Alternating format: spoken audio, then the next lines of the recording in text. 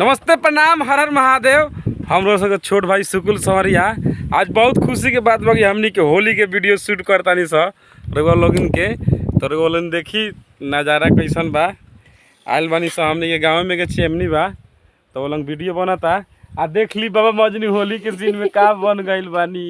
होली आए आई बतियाई बाबा मजनू से। छोटा बड़ा भैया बानी लोग प्रणाम करतानी। है नहीं जितना छोटा बड़ा भैया बानी लोग चरणों छू के हम प्रणाम करतानी। हर हर महादेव। आज बहुत खुशी के बात बा। आज होली टाइट होके बोली टाइट होके देखी आज होली के बने जाता बनावत तानी स होली खेला तानी स। जैसे रउआ लोगन पहले दुलार प्यार देले बानी लोगन वैसा ही दुलार प्यार तनी दी लोगन की जो हमनी के म्याज गाना के भाव बता सुनाए तनी। पिए के बदारू रे यार सुन जंगल जाई भौजी के साड़ी फिचकारी से रंगल जाई।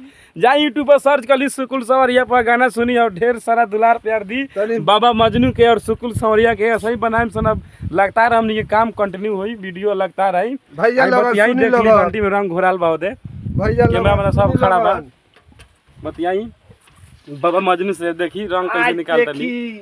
आज बहुत खुशी के बात बा। अरे ना आज जय हो भोजपुरिया समाज। देखल जाओ हे भैया आज बहुत खुशी के बात बा।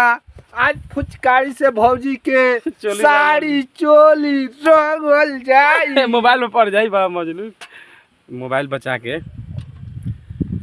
और बाबा मजनू टीम पर स्वागत बार वो लोग नहीं जाई ब्लॉग बाबा मजनू टीम पर सरकार देखिए खोच देना। होली है बक्सा में पड़ जाई के बात बा भैया। बक्सा में दुलार प्यार तनी दी लोगन सब्सक्राइब करी लोगन तनी हमनी के भौजी के साड़ी छोट हो गइल बा भैया रउआ लोगन के से रंगल जाई। सुनल संहतिया यसो करे के कमाल बा आ ढोड़ी रंगाई संगे रंगे के गाल बा। ऐसा ही दुलार प्यार दी बाबा मजनू के दी सब्सक्राइब करी बाबा के चैनल के बात बा भैया। तनी दुलार प्यार तनी दी लोगन बहुत मन छोट हो गए। अरे भैया हमनी के वीडियो ना बनावे से रहुओ लोगन के मन छोट हो गल बा। लेकिन एपर से अब धक्का धक वीडियो जाई रहुआ लोगन के दुलार प्यार तनी देत रही लोगन मन खुश रहे। चलिए नमस्ते प्रणाम भैया मिलते हैं अगले वीडियो में। और वीडियो देख चाहता है तो सुकुल संवरिया यूट्यूब पर सर्च करी और दुलार प्यार दी।